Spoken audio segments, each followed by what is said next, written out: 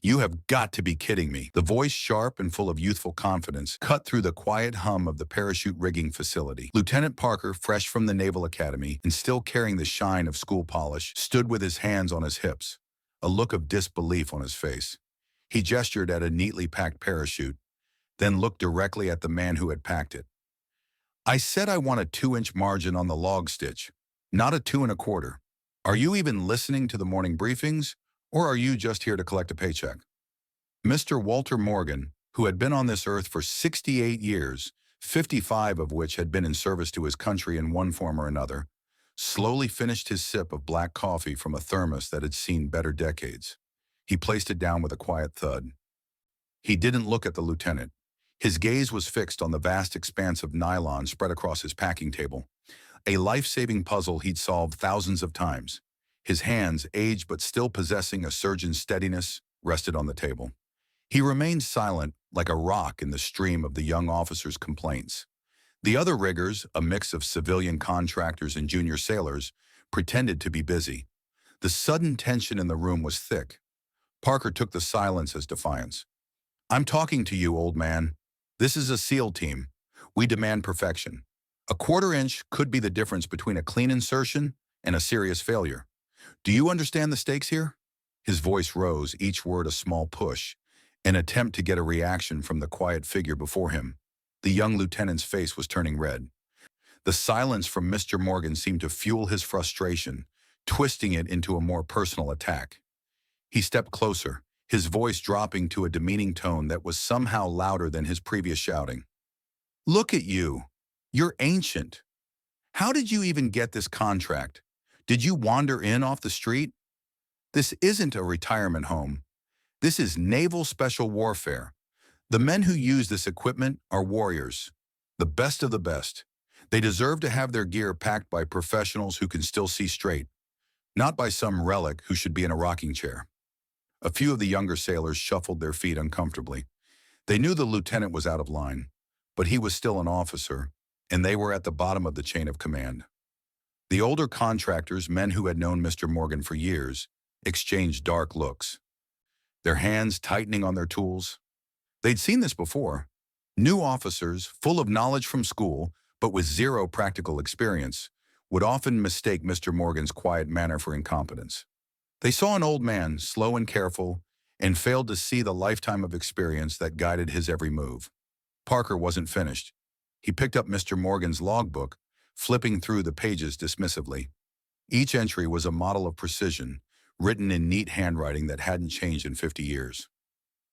I'm going to be reviewing all your recent packs, Parker announced to the room as if he were a detective who had just cracked a case. Every single one, starting now. If I find so much as a single thread out of place, I'll have your contract terminated and your access to this base removed permanently. He tossed the logbook back onto the table where it slid across the surface and knocked over Mr. Morgan's old thermos. Hot black coffee pooled across the table, creeping towards the pristine orange parachute. Before the liquid could touch the fabric, Mr. Morgan's hands shot out with speed that defied his age. He snatched the thermos, his movements quick and precise. Not a single drop touched the chute. He calmly took a rag from his pocket and began wiping up the spill, his expression unreadable. This calm was the final straw for Lieutenant Parker. He was losing control of the situation, and he knew it. He was trying to assert his authority, but the old man's calm refusal to be upset was making him look foolish. He needed to escalate, to find a weakness, to prove he was in charge. His eyes scanned Mr. Morgan, looking for any flaw, and then he saw it. A faded patch of ink barely visible above the collar of Mr. Morgan's work shirt. What is that? Parker sneered, pointing a finger at Mr. Morgan's neck. Some kind of old tattoo? You get that on leave back in the Stone Age? He laughed, a short, ugly sound. Let me guess, an anchor, a picture, something to remember a cheap port and a bad decision? The lieutenant leaned in closer, a cruel smirk spreading across his face as he tried to get a better look at the tattoo. Mr. Morgan hadn't consciously thought about it in years, but the officer's words brought the memory back. It wasn't a needle in a modern parlor. It was a makeshift setup in the cramped confines of a submarine's torpedo room, deep beneath the cold waters of the North Atlantic. The man holding the needle was his brother, not by blood, but by a bond formed in chaos and shared risk. They were just young men then, part of a new experimental unit about to be launched from the torpedo tubes on a mission that had never been attempted. They all got the same tattoo that night, a small symbol on their necks, a trident. It was a mark of their silent pact, a promise that, no matter what happened in the deep or the frozen land that awaited them, they were in it together. It was a symbol of a group that back then didn't even officially exist. The memory came back in a flash, a secret history marked into his skin that this young officer could never understand. Across the room, Senior Chief Petty Officer Jack Sullivan, a veteran rigger, watched the scene unfold with growing concern. He had been a rigger for 25 years and had worked alongside Mr. Morgan for the last 5. He knew Mr. Morgan not just as a master of his craft, but as a man who radiated a quiet, unshakable authority. Sullivan had seen officers like Parker before, and he knew this was going beyond a simple workplace dispute. Parker wasn't just disrespecting a civilian contractor. He was violating one of the Navy's most sacred unspoken rules. You respect your elders. You honor the quiet professionals who have forgotten more about your job than you will ever know. When Parker pointed at the tattoo on Mr. Morgan's neck, Sullivan felt a cold knot tighten in his stomach. He'd seen that faded ink before. He didn't know its specific origin, but he knew it was old school. It was from a different era of the teams, a time before the high-tech gear. It was a marker of the pioneers, the quiet figures who had written the book on naval special warfare. Parker was stepping on a landmine and had no idea. Sullivan couldn't intervene directly without making the situation worse, but he could not let it continue. He set down his tools with deliberate care, his movements slow and casual. He caught the eye of another senior contractor and gave a slight shake of his head, a silent signal to stay put. He then turned and walked towards the back offices. He entered a small supply office and quietly closed the door. He pulled out his personal cell phone. He didn't call base security or the department head. He knew that would just get stuck in bureaucracy. He needed someone who would understand what was happening, someone who understood the history. He scrolled through his contacts until he found the one he was looking for, the direct line to the office of the base commander, Captain Mitchell. He pressed the call button. The commander's aide, a young ensign, answered on the second ring. Captain Mitchell's office. This is Senior Chief Sullivan at the rigging facility, Jack said, his voice low and urgent. I need to speak with the captain. It's an emergency. There was a pause. The captain is in a secure briefing, Senior Chief. Can I take a message? With all due respect, Ensign, this can't wait. Tell him it concerns a civilian rigger named Walter Morgan. Sullivan paused, choosing his next words carefully. Tell him one of the new lieutenants is publicly berating Mr. Morgan on the packing floor. Tell him the lieutenant just made an issue of the old trident tattoo on Mr. Morgan's neck. The ensign was silent for a moment. Sullivan could hear faint keyboard clicks. Then the ensign's voice returned, the professional calm replaced by alarm. Stand by, Senior Chief. Inside the soundproof conference room, Captain James Mitchell was in the middle of a top-secret briefing. He was a man accustomed to immense pressure, a leader who had commanded men in harsh environments. His focus was absolute. That focus was shattered when his aide slipped into the room and placed a note in front of him. Mitchell glanced down, his eyes scanning the brief handwritten message. Urgent. Senior Chief Sullivan at rigging facility. L.T. Parker confronting civilian Walter Morgan. Made issue of neck tattoo. The captain's face went pale. The other officers in the room watched in confusion as the color drained from their commander's face. He stared at the note for a full 10 seconds, the name Walter Morgan seeming to leap off the page. He pushed his chair back abruptly, the legs scraping against the floor. Gentlemen, this briefing is over, he announced, his voice a low growl that promised severe consequences for someone. I have a situation to attend to. He was on his feet and moving toward the door before his subordinates could even process the dismissal. He burst out of the conference room, his aide nearly having to run to keep up. Get my vehicle to the front entrance now, Mitchell commanded, and get Master Chief Carson. Tell him to meet me there immediately. The captain didn't wait for a reply. He was already striding down the hallway, his mind racing. Walter Morgan. Of all the people on his base, he was perhaps the one man who deserved nothing but the utmost respect. The one man whose quiet presence was a living link to the very origins of the brotherhood Mitchell now led, and some new lieutenant was harassing him.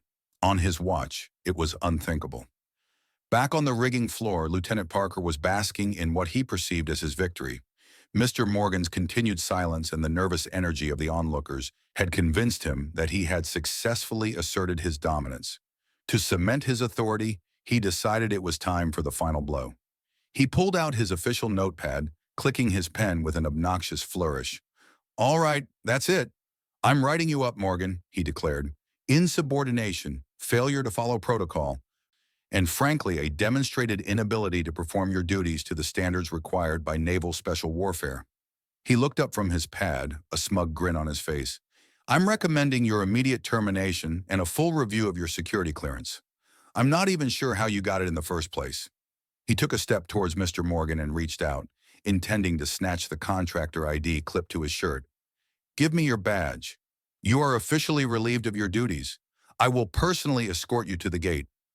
This was the ultimate overreach.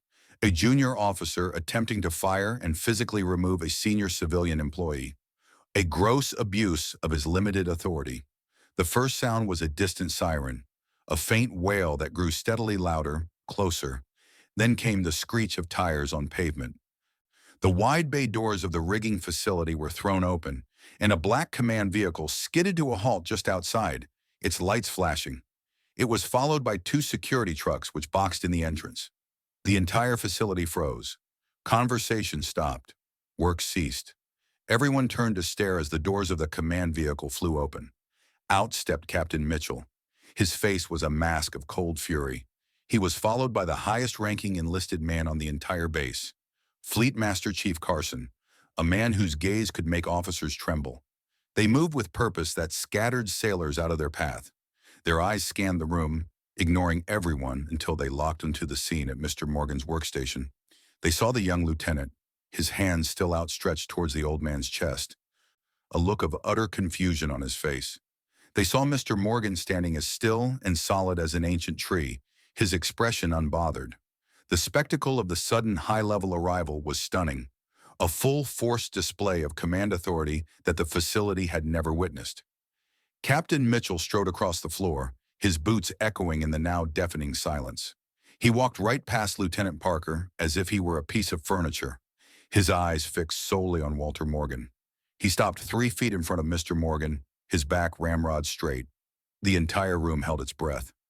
Then something extraordinary happened. Captain Mitchell, the commander of the entire naval base, a man who held the careers and lives of thousands in his hands, snapped his heels together and brought his right hand up in a salute so sharp, so precise, it seemed to cut the air. "Master Chief Morgan," Mitchell said, his voice ringing with deep and profound respect that stunned every single person present. "It is an honor to have you on my base, sir." The title hung in the air. Master Chief, not a contractor, not an old man, a Master Chief. Parker's face went white. He dropped his hand as if it had been burned. Master Chief Carson moved to stand beside his captain, and he too gave a salute, his gaze locked on Mr. Morgan. Mitchell held his salute, waiting. After a moment, Mr. Morgan slowly, almost reluctantly, raised his eyes from the parachute on his table and met the captain's gaze. He gave a slight, acknowledging nod. Mitchell finally dropped his hand. He turned to face the assembled crowd of riggers and sailors, his eyes blazing. "For those of you who do not know," the captain began, his voice a low, controlled roar, "this man, Mr. Walter Morgan, is not just a parachute rigger. This is Master Chief Petty Officer Walter Morgan, retired. He was one of the founding members of the United States Naval Special Warfare Development Group. You call it SEAL Team 6. A collective gasp went through the room.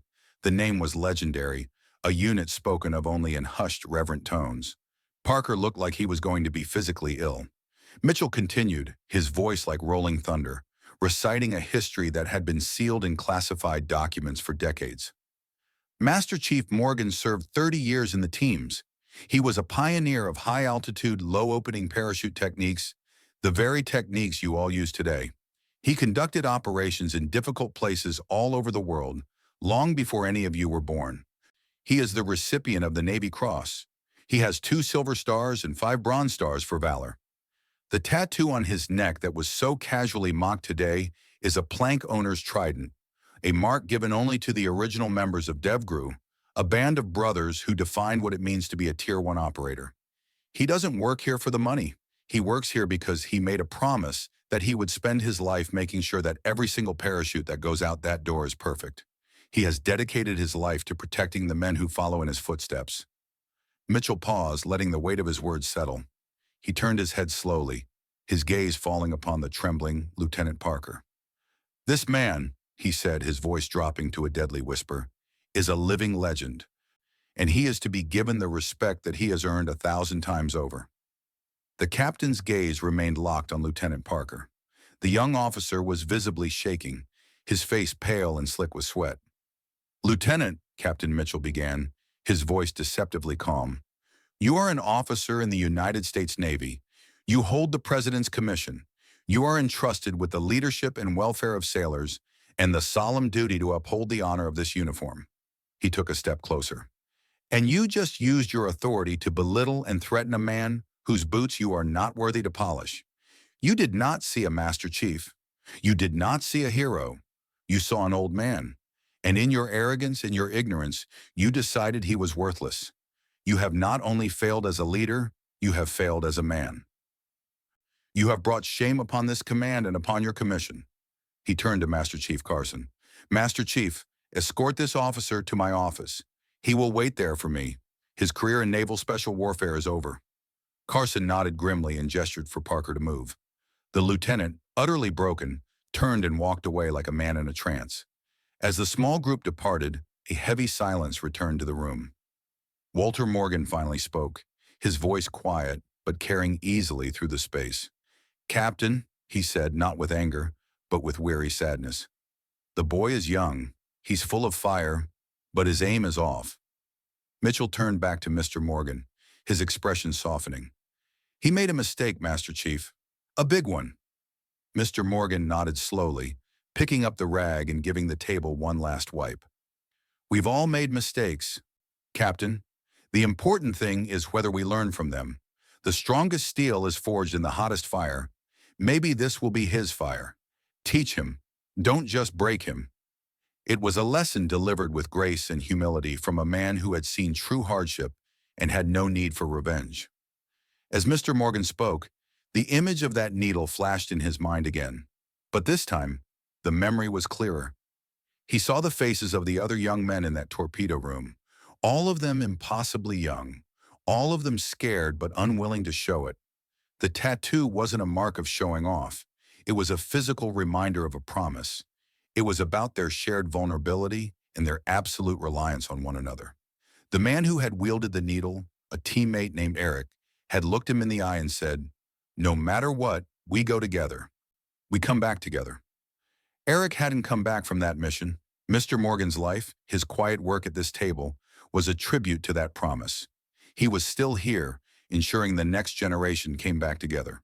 The results for Lieutenant Parker were swift and decisive. He was formally reassigned to a desk job at a remote logistics command, a place known as a career dead end. A letter of reprimand was permanently placed in his file, ensuring he would never be promoted again. But Captain Mitchell took Mr. Morgan's words to heart. Before Parker was transferred, he was ordered to attend a new training program that was immediately implemented on the base, a mandatory seminar for all junior officers on the history of the SEAL teams, with a special focus on the contributions of its veterans and the importance of respecting the civilian support staff. Weeks later, Mr. Morgan was at a small off-base coffee shop reading a newspaper. The bell above the door jingled, and in walked a subdued-looking Parker, now dressed in civilian clothes. He saw Mr. Morgan, hesitated for a moment, then walked over to his table. "Sir," he began, his voice quiet and stripped of all its former arrogance, I wanted to apologize for my behavior. There's no excuse for it. I was wrong."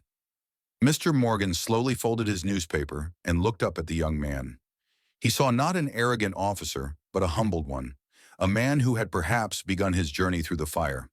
"Have a seat, son," Mr. Morgan said, gesturing to the empty chair. Parker sat down, and for the next hour Walter Morgan, the quiet hero, talked to him. He didn't talk about war or secret missions. He talked about service, about humility, and about the quiet dignity of a life spent in dedication to others. The heroes who walk among us often carry the heaviest stories with the quietest grace,